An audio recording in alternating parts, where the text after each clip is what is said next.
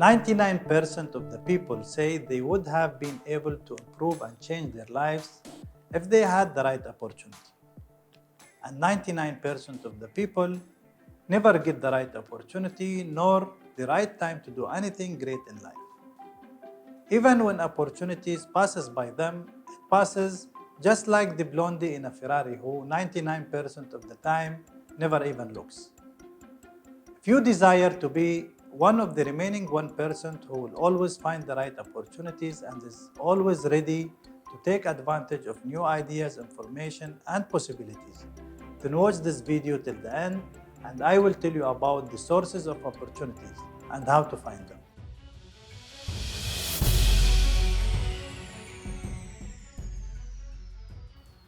Welcome to the third episode of the Entrepreneurship series, Season 1.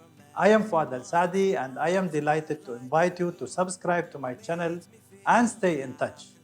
And don't forget to hit the bell to be the first to know about all future uploads. In his book, Billionaire in Training, Bradley Sugar says, "Back in the gold rush days when everyone was out there digging away in attempt to find riches, would I have bought a prospector's license?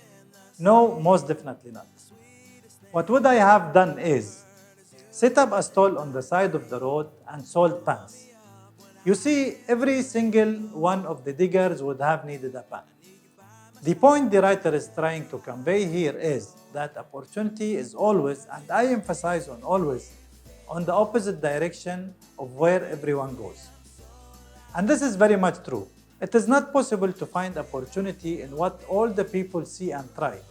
The real opportunity is in what people cannot see nor try. In another valuable book titled Where Good Ideas Come From, author Stephen Johnson says, "Great ideas are not the result of the moment, but they arise and crystallize over time." And this leads us to the first source of opportunities. Opportunities always arise first as dreams, imaginations, and self-talk, then take shape and transform into ideas. They often come in the form of fast flashes, and very few lucky people like you are the ones who can grasp and record them.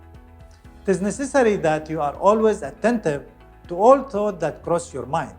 Pay attention to them and record them, no matter how impossible or hard to attain they seem at the time. It is good to always remember that all the great achievements and breakthroughs humanity has made so far were expressions of ideas and dreams in the imagination of people who were accused of madness at the time they announced them.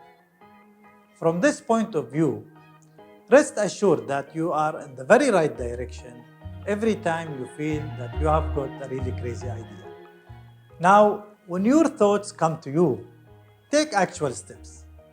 Don't be like many people who meet you for a drink at night, talk to you for hours about great and wonderful ideas and plans to alter the world and change their lives. Then next day morning, they go back to their daily life routines of boredom and anxiety and tension, as if nothing happened, and all the great ideas evaporate and vanish forever. Stephen adds in the book that chance favors the connected mind, meaning connected to the world around it and not isolated in its own shell. This takes us to the second source of opportunities, which is in people's need for solutions. This means you want to always be attentive to things that cause suffering to people, things that people complain about, and things that people think of as problems. Be the recipient, not the complainant, and always see the opportunity within those problems. Listen carefully to people who complain and try to find innovative solutions within your framework, knowledge, and the means available to you. One of the best things in the 21st century is the availability of information and easy access to it. And this directs us to the third source of opportunities, which is taking advantage of other people's experience and previous work.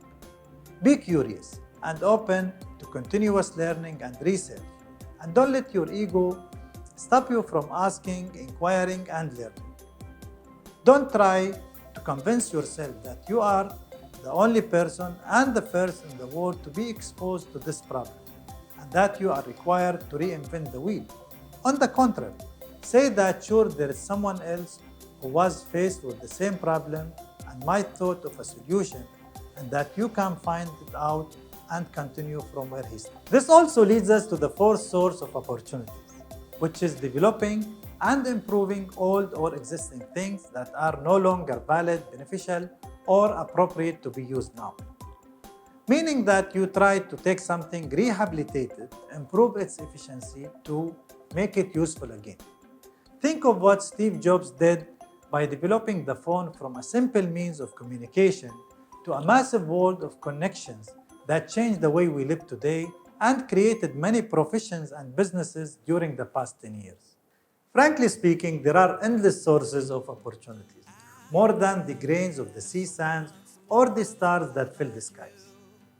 And all that you need is an enlightened mind and a lion's heart full of wisdom and courage to take practical steps, experiment, fail, and repeat over and over and over again until the end.